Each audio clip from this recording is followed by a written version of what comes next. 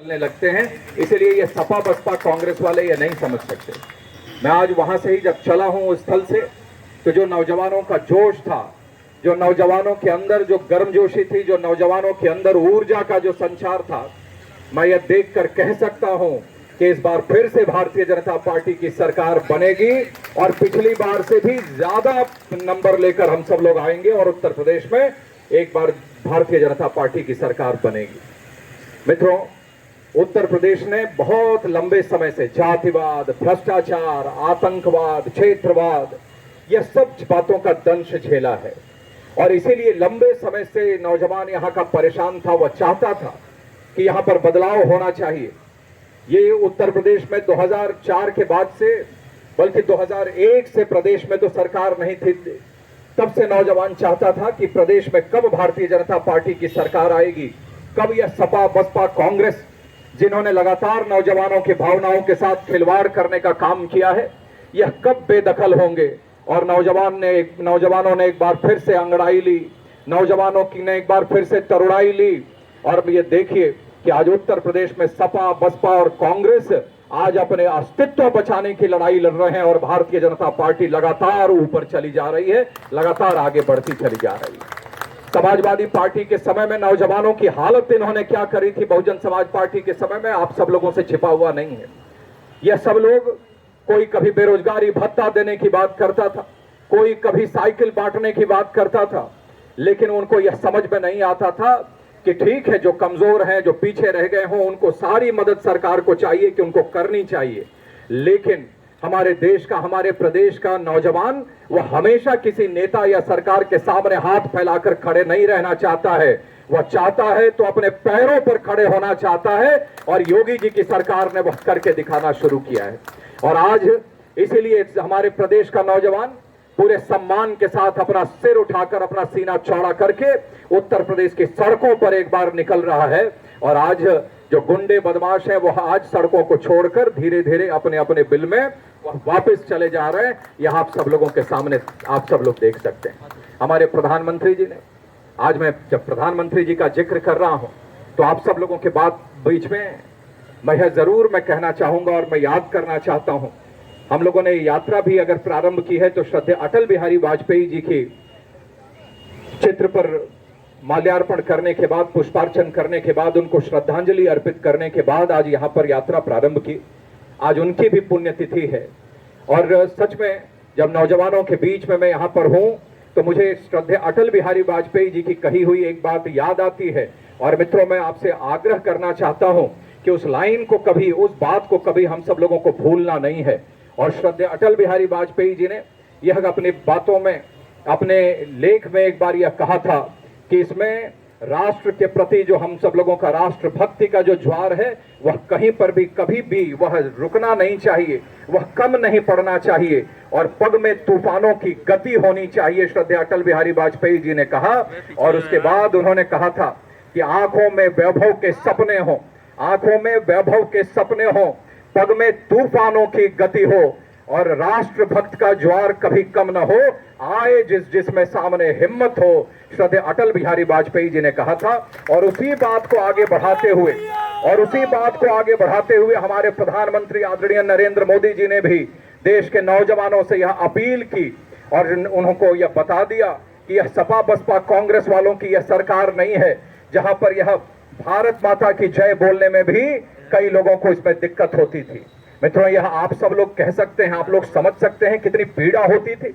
आज भी, कल भी स्वतंत्रता दिवस के वक्त, दिन में, जब अमृत महोत्सव हम सब लोग मना रहे हैं, 75वें वर्ष में आजादी के हम सब लोग प्रवेश कर रहे हैं, तो समाजवादी पार्टी के एक नेता मुरादाबाद में जब ध्वजारोहण हो रहा है तो नेशनल एंथम बोलने में, गाने में, एक तो उनकी आता ही नहीं और जो उसको आ रहा है उसको भी वह शांत करा रहे हैं। ऐसे लोगों को यह देश कभी माफ करने वाला नहीं है। और उसके बाद भी यह सब लोग बड़ी बड़ी बातें करते हैं। मैं अखिलेश यादव से भी पूछना चाहता हूं, यह हमेशा यह बार बार ट्विटर की राजनीति जो करते हैं, फेसबुक की राजनीति करते हैं, वैसे उत्तर प्रदेश की जनता ने तो इनको उत्तर प्रदेश से एकदम बाहर कर दिया है लगभग। और अब तो आपने देखा कि कांग्रेस के नेता को तो अब उन्होंने ट्विटर वालों ने भी बंद कर दिया, उससे बाहर करना प्रारंभ कर दिया है। और उनको ही नहीं उनकी पार्टी को भी कई दिन तक ट्विटर ने भी बंद कर दिया है। वह भी थक गए कि ऐसी अनर्गल बात, ऐसी गलत बात जिस देश में रहते हैं वहीं की खाते हैं, और उसके बाद वहीं पर भारत माता की जय बोलने में जिनको आपत्ति हो उनको कोई भी बर्दाश्त करने के लिए तैयार नहीं होता है। और आपने एक बार मित्रों, मैं ऐसे ही एक जगह पर मैं कार्यक्रम कर रहा था और चुनाव का वक्त था, मैं आपसे शेयर करना चाहूंगा, क्योंकि मुरादाबाद में जिस तरीके की कल घटना हुई है ऐसे लोगों को मुंहतोड़ जवाब देना चाहिए। और मैं मानता हूं कि जो भी यहां पर है भारत माता की संतान है, चाहे वह किसी भी जाति और धर्म का क्यों ना हो, वह यहां पर है तो उसे भारत माता की जय तो बोलना ही चाहिए। इसमें भारत माता की जय बोलने में किसी को कोई आपत्ति क्यों होती है यह समझ में नहीं आता है। और इसीलिए मैं बताना चाहता हूं, एक बार मैं एक कार्यक्रम में था सुखविंदर भाई, तो इसमें कुछ नौजवान थे, मैंने उनसे पूछा, वो उन्होंने कहा कि भाई पटका नहीं है भाजपा का, टोपी नहीं मिली है, अभी पैम्पलेट्स नहीं मिले हैं, तो हम सब लोग जाएंगे तो कैसे पता लगेगा कि भारतीय जनता पार्टी के कार्यकर्ता हैं। मैंने कहा देखिए, वैसे तो सभी को भारत माता की जय बोलना चाहिए, चाहे वो किसी दल में हो। वो सिर्फ भारतीय जनता पार्टी के लिए ही नहीं, बल्कि इस देश में रहने वाले छोटे से बड़े लेकर किसी भी जाति और धर्म, किसी भी क्षेत्र, किसी भी कोने में रहने वाला व्यक्ति हो, उसे भारत माता की जय बोलने का अधिकार है और बोलना ही चाहिए।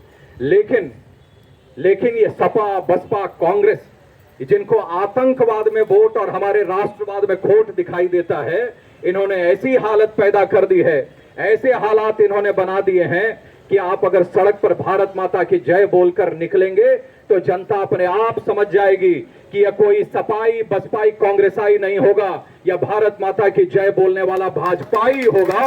यह अपने आप इन सब लोगों ने यह स्थिति बना दी है। अब मैं और क्या बोलूं, बहुत सारी बातें हैं, लेकिन आज आप सब लोग भी लंबी यात्रा करके आए हैं, आगे बहुत सारी बात करने का अवसर मिलता रहेगा। लेकिन इतना तो जरूर मैं कहूंगा, आप सब लोग देखते होंगे कि आज बुलडोजर का मतलब भी आज लोगों को समझ में आने लगा है। बुलडोजर का मतलब आज लोगों को समझ में आने लगा है। बुलडोजर जब निकलता है तो लोगों को समझ में आने लगा है कि कोई न कोई अपराधी और माफिया आज मिट्टी में वो उसका तानाशाही आज मिलने वाली है। ये अपने आप आज मैसेज हो जाता है। और सीए का जब सीए का कानून आया, एक मानवीय कानून था, ये सिर्फ कोई भारतीय जनता पार्टी का कानून नहीं, ये तो कई धर्म और उससे प्रताड़ित धार्मिक उत्पीड़न की वजह से अगर प्रताड़ित कोई है, उसको देश की नागरिकता हम अपने देना चाहते हैं, अपने देशवासियों को देना चाहते हैं। जो यहां से कहीं बाहर गए थे, प्रताड़ित हुए, उनको बुलाकर हम उनको नागरिकता देना चाहते हैं। लेकिन इसमें भी लोगों को दिक्कत थी। लोगों को लगा कि ये सपा बसपा वाली जैसी सरकार चलेगी, और सीए का विरोध करने के लिए उन्होंने पब्लिक प्रॉपर्टी को भी डैमेज करना, नुकसान पहुंचाना प्रारंभ कर दिया था।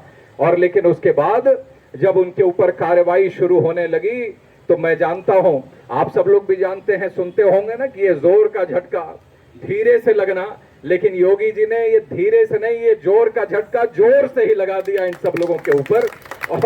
और आज अब इन सबको समझ में आ गया है कि ऐसे ही कुछ भी मुंह उठाकर चल दिए और बोल दिए और बचकर नहीं आएंगे।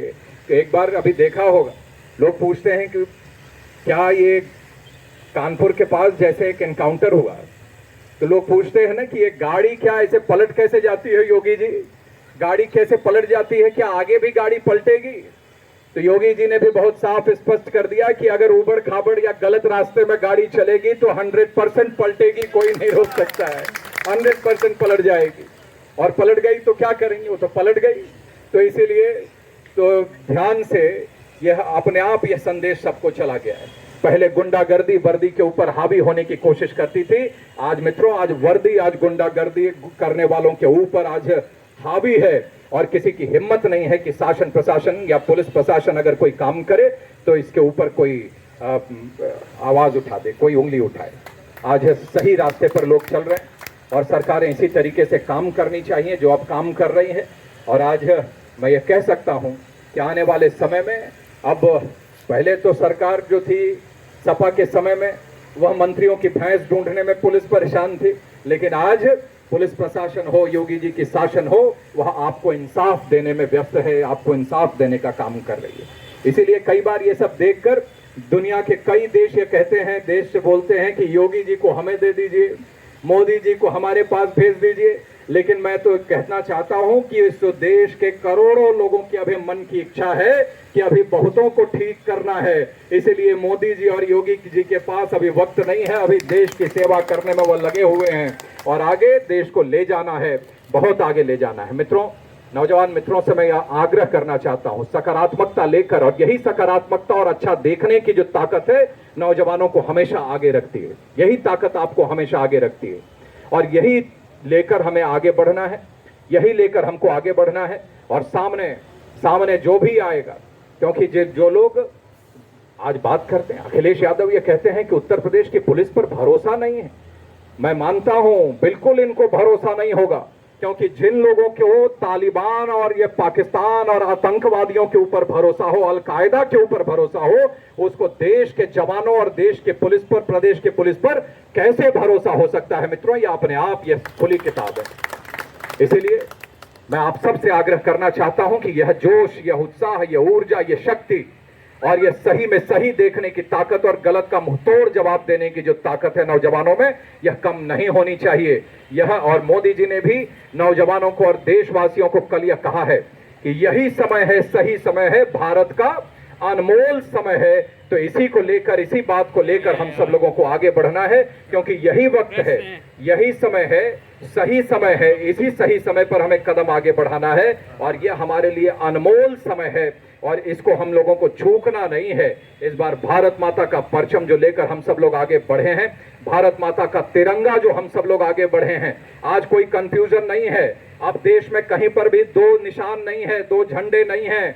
अब सिर्फ और सिर्फ जम्मू कश्मीर से लेकर कन्याकुमारी तक सिर्फ और सिर्फ भारत माता का तिरंगा है और हम सब लोग यही तिरंगे के नीचे भारत माता की जय बोलते हुए ऐसे ही आगे हम सब लोग बढ़ेंगे। और हमेशा, चाहे अपने देश का नौजवान, चाहे बॉर्डर पर हो, चाहे खेल के मैदान में हो, चाहे फिर खेतों में हो, खेतों के वहां मेड़ पर हो, वहां हमेशा वहां बैठकर देश को आगे बढ़ाने की बात उन्होंने की है। और इसीलिए मैंने इस कार्यक्रम की शुरुआत ही अपने यहाँ पर ऐसे परिवार जिन्होंने अपने बच्चों को खोया है, ऐसे परिवार जिन्होंने अपने परिवार के सदस्यों को खोया है, उनको भी, लेकिन उनके जीवन पर उनके जाने का गम तो कोई भी, अब उससे बड़ा कोई गम नहीं हो सकता। लेकिन यह गर्व भी आपको होता होगा कि आपके परिवार का कोई सदस्य भारत माता के ऊपर अपने आप को, उनके चरणों में फूल की तरह अपने जीवन को निछावर कर दिया, अपने जीवन के आराम और ऐशो आराम को छोड़कर भारत माता के मस्तक को ऊंचा करने के लिए अपना पूरा जीवन लगा दिया, अपनी जवानी उसी में खपा दी। इस बात का गर्व भी आप सब लोगों को होता होगा। और पूरा देश, पूरा यहाँ पर बैठा हुआ एक एक नौजवान, पूरा मेरठ, पूरा उत्तर प्रदेश देश, यह आप सबके प्रति और आपके परिवार के सदस्यों के प्रति हमेशा कृतज्ञ रहेगा और हमेशा आप सब लोगों के साथ खड़ा रहेगा। यही कहते हुए मैं एक बार फिर से सुखविंदर जी, हमारे एकदम छोटे भाई की तरह, और सच में जब उनको भी यह जिम्मेदारी मिली तो मैंने उनसे यही कहा था कि अपना यह व्यवहार, जिसको देखते हुए प्रदेश ने यह बड़ी जिम्मेदारी दी है, हमेशा यह व्यवहार बने रहना चाहिए, हमेशा। क्योंकि यह हमेशा ये चीजें जो तो आती जाती रहती हैं, सब कुछ बदलता रहता है, कुछ भी परमानेंट नहीं है।